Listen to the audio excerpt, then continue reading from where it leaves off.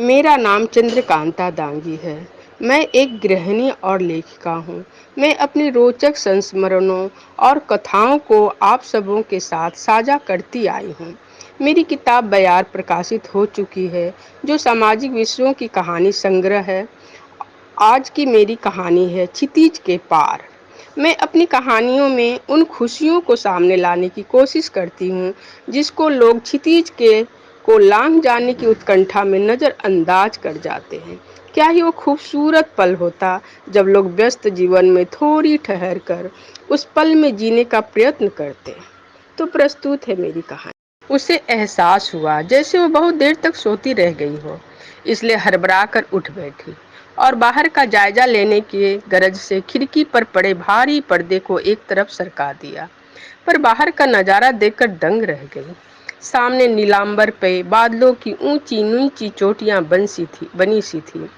चूंकि सुबह हो चुकी थी तो सूरज की किरणें को तो धरती पर फैलना ही था, पर किरणें भी कहाँ मानने वाली थी। जहाँ कहीं भी हल्की बादल थे, वहां से सूरज की तेज किरणें क्षितिज पर फैल रही थी। काले काले बादलों के ऊपर से फैलती लाल लाल किरणें, ऐसा लग रहा था मानो अंबर के ऊपर किसी ने काले लाल मिश्रित रंग उड़ेल दिए। प्रकृति के इस मनमोहक दृश्य को देख नीरा जैसे थोड़ी देर तक कहीं गुम हो गई, क्योंकि उसका मन चाह रहा था कि प्रातः काल की इस काले बादलों के छांव में कहीं दूर निकल जाए। दिमाग में कोई सोच ना हो, मन जल्दबाजी ना करे, बस उस पल में डूब जाए जब आकाश के आंगन से छोटे छोटे जल बिंदु टूटकर उसकी शरीर और आत्मा को भिगो डाले। पर मन ने तुरंत आगाह किया, देर हो जाएगी, क्योंकि आज तो तुम्हें और भी जल्द ऑफिस पहुंचना है। वह भारी मन से वहां से लौट पड़ी, क्योंकि वह अपनी यही कार्य क्षेत्र के कारण अपनी हर खुशियां और कर्तव्यों से मुंह मोड़ लेती थी। वो तैयार होकर जब कमरे से बाहर आई तो पूरे घर की हुलिया ही बिगड़ी हुई थी। आपाधापी में नौकरों ने मेज पर नाश्ता तो सजा दिए थे, पर नीरा तो नाश्ता का प्लेट देखकर ही भड़क उठी। 3 जने का परिवार में 3-3 कर्मचारी, फिर भी पूरा घर अस्त व्यस्त पड़ा है। और तुमने ये जो टोस्ट बनाए हैं, ये खाने लायक भी है क्या? टोस्टर में ब्रेड डालकर सो गए थे जो इतनी जली हुई है। मैम, मैं दूसरी टोस्ट बना देता हूँ नीरा, मेरे पास इतना वक्त नहीं है। इन सब झमेलों से दूर 1 वर्ष का सोनू नंगे फर्श पर बैठा अपनी प्लास्टिक की खिलौनों को कुतर रहा था। जब नीरा को तैयार देखा तो समझ गया मम्मा अब जाने वाली है। उसका मन मम्मा के साथ जाने को मचलने लगा। जिद करने की इच्छा तीव्र होने लगी, पर नहीं, रोज यही होता है कि उसके लाख पैर पटक पटक कर रोने के बावजूद मम्मा तो फिर भी चली जाती हैं। पर पीछे से उसे सोना दीदी यानी कि उसकी आया के चाटे खाने पड़ते हैं। इसलिए अपनी मस्ती को बरकरार रखते हुए बस प्लास्टिक चबाता रहा। नीरा के पति कार्तिक भी नीरा के पीछे पीछे तैयार होकर आ गया, तो नीरा ने नाश्ते की प्लेट और जूस की गिलास उसकी ओर सरका दिए। पर जूस का एक घूंट भरते ही कार्तिक सिंह की ओर दौड़ा। मुंह को खाली करके लौटा तो नीरा ने पूछा, क्या हुआ? तो कार्तिक ने जवाब दिया, जूस से सरांध युक्त गंध आ रही थी। नीरा फिर से चीखी, बबलू, जूस से गंध क्यों आ रहे हैं? मैम, मैं कल फ्रिज में रखना भूल गया था।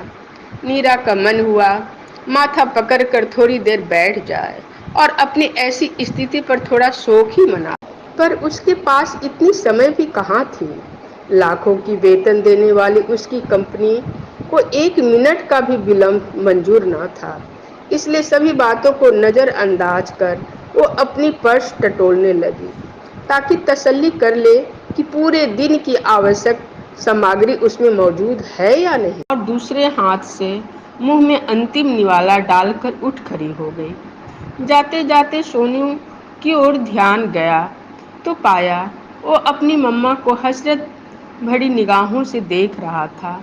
नीरा का भी मन ललचाया उसे प्यार करने को, पर नहीं, खाली पीली जिद पकड़ लेगा, और वो दरवाजे की ओर मुड़ पड़ी।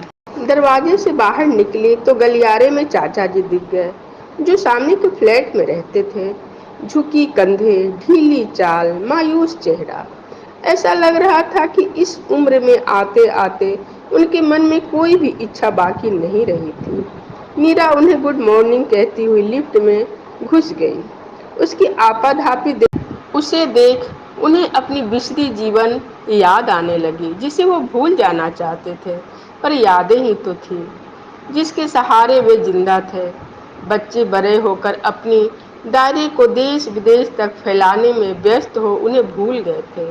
एकाकी रहने पर मजबूर बुजुर्ग अपनी जवानी के आपाधापी को नीरा में देख रहा था। क्षितिज के पार चले जाने की उत्कंठा उसमें साफ नजर आ रही थी।